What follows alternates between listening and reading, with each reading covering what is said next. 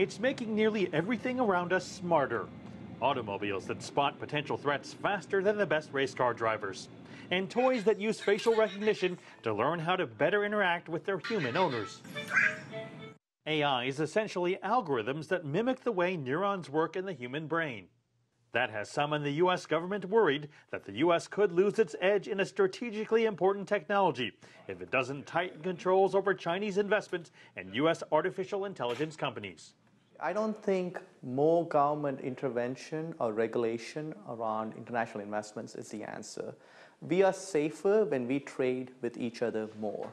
And I would rather the US and China trade more, even if it means Chinese investment in artificial intelligence, than less. Ganeson's venture capital firm Menlo Ventures has a number of AI-driven startups in its portfolio, including Clarify.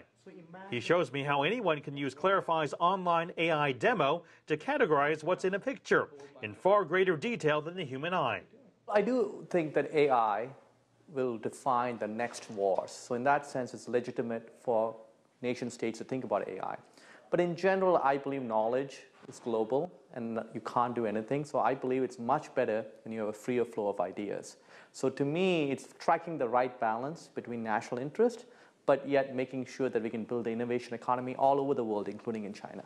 There are ideas now about trying to restrict some of these technologies in the same way we restrict traditional military technologies.